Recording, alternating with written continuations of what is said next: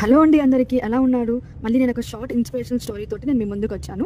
యాక్చువల్గా ఈరోజు మా ఆఫీస్లో జేఆర్డి టాటా గారిది బర్త్డే రిమెంబర్ సెరమనీ జరిగిందనమాట. సో ఆయన వాళ్ళ ఫ్రెండ్కి షేర్ చేసిన ఒక చిన్న ఇన్స్పిరేషన్ స్టోరీ అది షేర్ చేసుకోబోతున్నాను.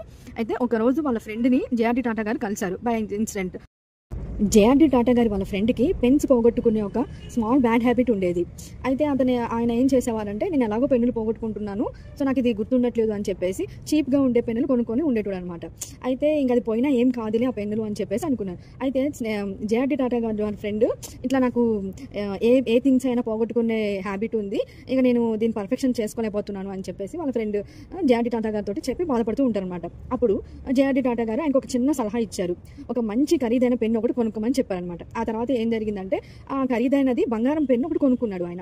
ఒకసారి అలా సలహా ఇచ్చేసి ఆయన అలా వాళ్ళ ఫ్రెండ్ తోటి అలా మాట్లాడేసుకుని వెళ్ళిపోయాడు. ఇంకా సర్టెన్ ఒక 2-3 years తర్వాత మళ్ళీ జేఆర్డి టాటా గారు అనుకోకుండా వాళ్ళ ఫ్రెండ్ని కలిశారు. పెన్నులు పోగొట్టుకునే హ్యాబిట్ ఇప్పుడు ఎలా ఉంది, పోయిందా అని అడిగారు. నేనేమి ఇప్పుడు అప్పట్లాగా ఏం నిర్లక్ష్యం చేయట్లేదు, పెన్నులు పోగొట్టుకోవడం లేదని చెప్పేసి నవ్వుతూ సమాధానం చెప్తాను. పెన్నులు పోగొట్టుకోవడానికి కారణం ఏంటంటే, నేను దానికి ఆ పెన్నుకి పెట్టిన కాస్ట్, అందువల్ల నేను దాన్ని నెగ్లెక్ట్ చేయట్లేదు. ఏ వస్తువు అయినా పోగొట్టుకోవడం సహజమే, కానీ దానికి మనం ఇచ్చే విలువన పైన అది ఆధారపడి ఉంటుంది అని చెప్పేసి అన్నాడు. సో ఫ్రెండ్స్, ఇప్పుడు ఏంటంటే జీవితంలో కూడా అలానే జరుగుతుంది. మనము దేనికైతే ఎక్కువ విలువనిస్తామో దాన్ని వదులుకోము. జాగ్రత్తగా ఉండటం కూడా మన సహజ లక్ష్యమే కదా. ఎప్పుడైనా జాగ్రత్తగా వహించాలో మనకు బాగా తెలుసు. మన నిర్లక్ష్యం వహించే వాటిని పట్ల మనం డెఫినెట్గా అది నెగ్లెక్ట్గానే వహిస్తాం.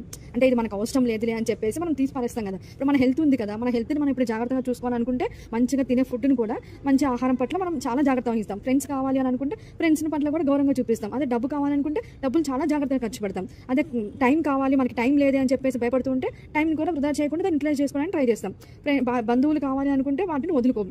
ఏదైనా కానీ మనం ఇచ్చే ప్రయారిటీని బట్టే ఉంటుంది. ఇది మనం జాగ్రత్తగా ఉంచుకోవాలి అని అనుకుంటే మనం డెఫినెట్గా అది ఏదైనా కానీ మనం జాగ్రత్తగా ఉంటుంది, మనకు గుర్తుంటుంది. అది టైం అయినా, ఫ్రెండ్స్ అయినా, ఏదైనా ఫ్రెండ్స్. ఒక ప్రాబ్లమ్ని కూడా అయినా మనకి ఇప్పుడు ఇది అయిపోతుంది, మనం చేయగలుగుతాము అని చెప్పేసి మనం స్ట్రాంగ్గా అనుకుంటే డెఫినెట్గా అది అవుతుంది. మనం అనుకునే దాన్ని బట్టిలోనే ఉంటుంది. మనకి ఎవ్వరు ఏది కూడా మనకి ఇది ముందుకొచ్చి మోటివేట్ చేసి చెప్పరు. అది మనం తీసుకునే ఇనిషియేషన్ బట్టి ఉంటుంది. చిన్న షార్ట్ స్టోరీ నచ్చితే లైక్ చేయండి, సబ్స్క్రైబ్ చేయండి, కమెంట్ చేయండి అండ్ సపోర్ట్ చేయండి ఫ్రెండ్స్.